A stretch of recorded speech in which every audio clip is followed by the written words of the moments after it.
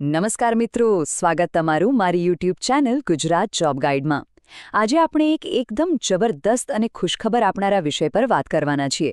તમને ખ્યાલ જ હશે કે નોકરિયાત વર્ગ માટે ઈપીએફઓ એક બહુ મોટો ઐતિહાસિક બદલાવ લાવવા જઈ રહ્યું છે। આપણે આજે એક્ઝેક્ટલી એ જોવાના છીએ કે કેવી રીતે આ નવા ઈપીએફઓ 3.0 અંતર્ગત પેન્શનમાં જંગી વધારો થવાનો છે અને સાથે જ કેવી એક નવી ડિજિટલ ક્રાંતિ આવવાની છે।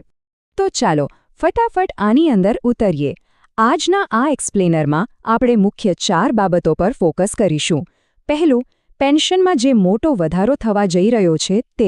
બીજું, આ લાભ માટેની પાત્રતા શું છે। ત્રીજું, પેન્શન ગણતરીની ફોર્મ્યુલા કેવી રીતે કામ કરશે। અને છેલ્લે, પિક્ચરમાં આવનારી ઈપીએફઓ 3.0ની જબરજસ્ત ડિજિટલ સુવિધાઓ। તો સૌથી પહેલા વાત કરીએ પેન્શનમાં મોટા વધારા વિશે। જુઓ, ઈપીએસ 95 સ્કીમ હેઠળ અત્યારના બદલાતા જીવન ધોરણ અને મોંઘવારીને જોતા શ્રમ મંત્રાલય અને ઈપીએફઓ વચ્ચે ખૂબ જ ગંભીર અને મહત્વની ચર્ચાઓ ચાલી રહી છે। અને આ આંકડાઓ સ્પષ્ટપણે દર્શાવે છે કે આ ફેરફાર ખરેખર કેટલો મોટો હોઈ શકે છે। હાલમાં તમને ખબર જ છે કે લઘુત્તમ પેન્શન માત્ર 1000 રૂપિયા છે, પણ હવે તેને સીધો વધારીને 3000 રૂપિયા કરવાનો પ્રસ્તાવ છે। હા, બિલકુલ, સીધો 200%નો ઉછાળો।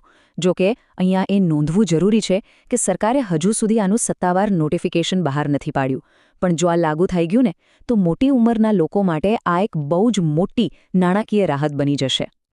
હવે સ્વાભાવિક રીતે જ પ્રશ્ન એ થાય કે આ લાભ માટેની પાત્રતા શરતો શું છે। વ્યવહારિક રીતે જોવા જઈએ તો ખરેખર આ પ્રસ્તાવિત અપડેટનો સૌથી વધુ ફાયદો કોને મળશે? તો જુઓ, અગત્યનો મુદ્દો એ છે કે આ લાભ મેળવવા માટે તમારું પીએફ ઓછામાં ઓછા 10 વર્ષ સુધી ઈપીએફઓમાં જમા થયેલું હોવું ફરજિયાત છે, એટલે કે 10 વર્ષનો સર્વિસ રેકોર્ડ હોવો જ જોઈએ। અને બીજી સૌથી ખાસ વાત, જે કર્મચારીઓનો પગાર ઓછો હતો ને તેમને આ વધારાથી સૌથી વધુ ફાયદો થવાનો છે, કારણ કે જેમની આવકનો મુખ્ય આધાર જ આ નાનું પેન્શન છે તેમના માટે આ પ્રસ્તાવ એક મોટો ટેકો બની જશે। વધુ પેન્શન મેળવનારાઓને આનો બહુ મર્યાદિત ફાયદો જ મળશે। ચાલો હવે આપણે થોડા ગણિત તરફ આગળ વધીએ। પેન્શન ગણતરીની ફોર્મ્યુલા। બિલકુલ ચિંતા ના કરતા, આ ફોર્મ્યુલાને આપણે એકદમ સરળ ભાષામાં સમજીશું, જેથી તમને તરત જ ખ્યાલ આવી જશે।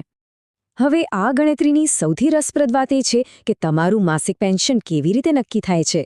ફોર્મ્યુલા એકદમ સિમ્પલ છે।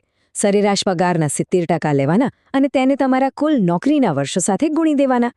અહીં સરેરાશ પગાર એટલે તમારા છેલ્લા 60 મહિનાનો પગાર। અને હા, એક બીજી અગત્યની વાત, જે લોકોએ 20 વર્ષથી વધુ સમય સુધી નોકરી કરી છે ને તેમને વધારાના સ્પેશિયલ બોનસ લાભ પણ મળવાપાત્ર છે ને કમાલની વાત?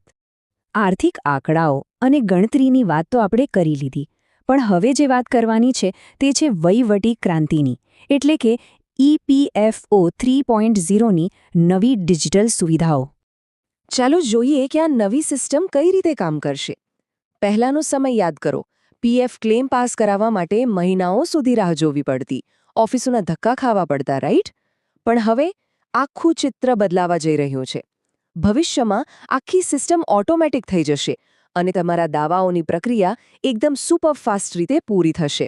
મહિનાઓની રાહ હવે ખતમ। આ નવી ટેકનોલોજીના ફીચર્સ ખરેખર શાનદાર છે।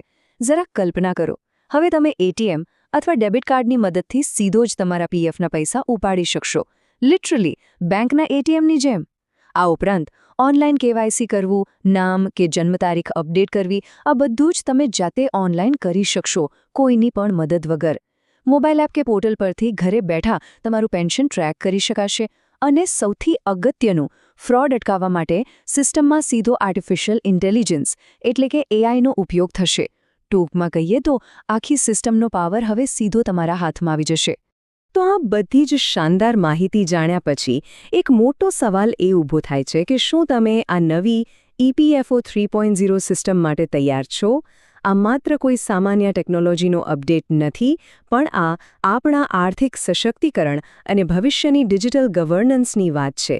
આ ફેરફારો તમારા લાંબા ગાળાના આયોજન માટે ખરેખર એક ગેમ ચેન્જર સાબિત થઈ શકે છે। વિચારો અને વિશે મિત્રો, દરરોજની સરકારી અપડેટ સૌથી પહેલા મેળવવા અમારો ટેલિગ્રામ ગ્રુપ જોઈન કરો। લિંક ડિસ્ક્રિપ્શનમાં છે, હમણાં જ જોઈન કરી લો। તો મિત્રો, આ હતી સંપૂર્ણ માહિતી। જો તમને આ માહિતી ઉપયોગી લાગી હોય તો વિડીયો લાઇક કરો, મિત્રો સાથે શેર કરો અને ચેનલને સબસ્ક્રાઇબ કરવાનું ભૂલશો નહીં. મળીએ ફરી એક નવી સરકારી ભરતી સાથે. જય હિન્દ, જય ગુજરાત.